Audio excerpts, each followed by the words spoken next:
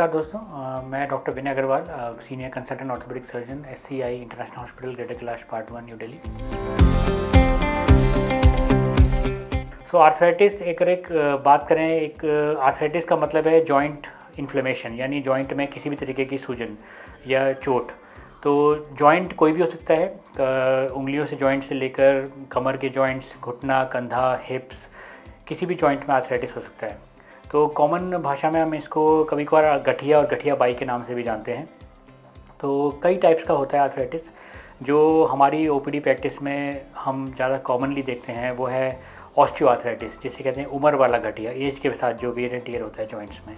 एक और टाइप का आर्थराइटिस होता है जिसे हम कहते हैं गठिया बाई या रूमेटॉइड आर्थराइटिस, जो एज से लिंक नहीं है। इसका रोल बेसिकली एंटीजन से होता है। जो शरीर में कुछ एंटीजन्स होते हैं जो जॉइंट्स के अगेंस्ट एक्ट करते हैं, उसकी वजह से रूमेटॉइड आर्थराइटिस होता है। एक और टाइप का आर्थराइटिस जो हम कॉमनली देखते हैं OPD में, वो होता है गाउटी आर्थराइटिस। ये शरीर में यूरिक एसिड की मात्रा ज़्यादा होने से होता है। सो जब पेशेंट आते हैं हमारे पास, जो मोस्ट कॉमन सिम्टम है आर्थराइटिस का वो है दर्द। सो सबसे ज़्यादा कॉमनली पेशेंट जो हमारे पास आएगा वो तकलीफ़ दर्द की लेके आएगा। दर्द किसी भी जॉइंट में हो सकता है, घुटने में हो सकता है, कंधे में हो सकता है, उंगलियों में, जोड़ों में हो सकता है। और दूसरी जो कॉमन कंप्लेंट होती है पेशेंट्स की वो होती है सूजन। तो दर्द और सूजन जो है 90% पेशेंट्स की यही कंप्लेंट होती है, जिसकी वजह से हमारे पास पेशेंट आते हैं। अब इसके बाद जब पेशेंट आता है तो उसके लिए जैसे एक मेडिकल साइंस का बेसिक प्रिंसिपल है, history taking, examination and then investigation. तो उसी बेसिस पे हम लोग डायग्नोसिस बनाई जाती है। जो तकलीफ़ होती है उसके हिस्ट्री में ये होता है इम्पोर्टेंट जानना कि मरीज़ को खाली कोई चोट लगी है, उसकी उम्र क्या है, उसको तकलीफ़ कब से है और कौन से जोड़ इन्वॉल्व हैं। यूजुअली ऑस्टियोआर्थराइटिस जो उम्र के साथ गठिया होता है उसमें घुटना और अंगूठे का जोड़ कॉमनली इन्वॉल्व होता है, जबकि जो रूमेटॉइड आर्थराइटिस होता है वो थोड़ा यंगर एज में होता है, कम उम्र में होता है, और उसमें उंगलियों के छोटे जोड़ और दोनों साइड के जोड़ ज़्यादातर इन्वॉल्व होते हैं। यूरिक एसिड आर्थराइटिस में कोई भी जोड़ इन्वॉल्व हो सकता है, ज़्यादातर पैर के जोड़ इन्वॉल्व होते हैं। तो सबसे पहले हमें इम्पोर्टेंट होता है जानना कि कौन सी जोड़ की तकलीफ़ है पेशेंट को, उसकी उम्र क्या है। देन उसके हम रेलेवेंट इन्वेस्टिगेशन करते हैं। इन्वेस्टिगेशंस में इंपॉर्टेंट होता है, सबसे इंपॉर्टेंट इन्वेस्टिगेशन होती है एक्सरे, जिससे हम ये जानते हैं कि एक्सरे में जॉइंट का क्या स्टेटस है।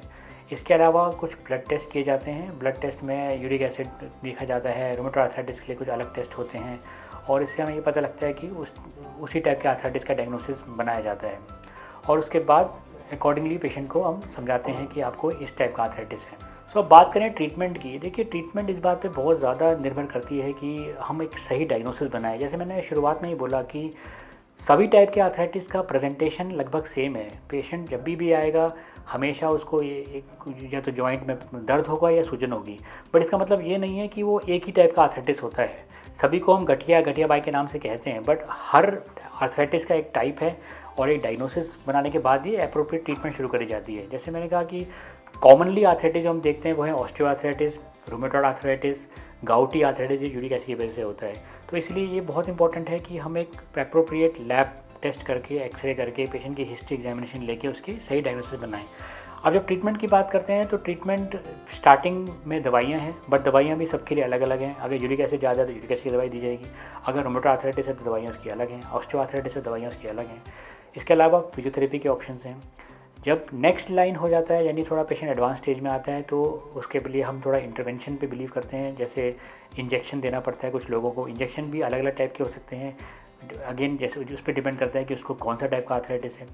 और लास्ट रिसॉर्ट होता है ऑपरेशंस। ऑपरेशंस यूजुअली ऑस्टियोआर्थराइटिस में किए जाते हैं। जैसे आपने सुना होगा घुटनों के नी रिप्लेसमेंट हो गए, एल्बो रिप्लेसमेंट हो गया। इन सब ऑप्शंस, ये तब ऑप्शन एक्सप्लोर किए जाते हैं जब सब चीज़ें करने के बाद भी आराम नहीं पड़ रहा है और तकलीफ बनी हुई है।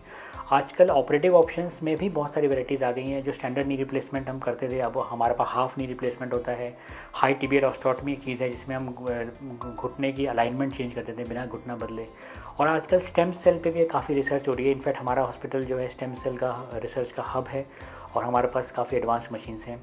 तो स्टेम सेल के काफ़ी प्रॉमिसिंग रिजल्ट्स हैं, जिसमें हम स्पाइन में और घुटने वगैरह में इंजेक्शन देते हैं। जो इसके अर्ली रिजल्ट्स काफ़ी प्रॉमिसिंग हैं और फ्यूचर में भी मैं उम्मीद करता हूँ कि इसके रिजल्ट्स अच्छे ही रहेंगे।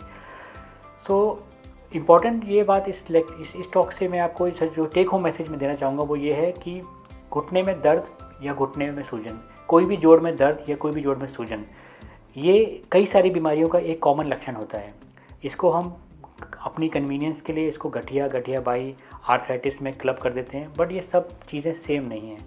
इसका एक हर आर्थराइटिस का एक टाइप होता है, उसकी एक डायग्नोसिस बनाई जाती है proper after investigation and doctor के देखने के बाद, और उसका इलाज भी उसी हिसाब से होता है।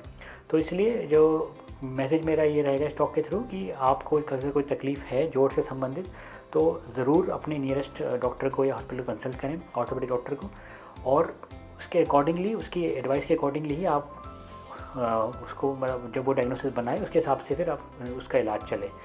तो मैं उम्मीद करता हूँ कि आपके आर्थराइटिस संबंधित आज सवालों को कुछ मैं आंसर दे पाया होगा। आपके कुछ क्वेरीज हों अगर इसके बावजूद भी, तो आप इस नीचे लिखे लिंक पे क्लिक कर सकते हैं। Thank you very much.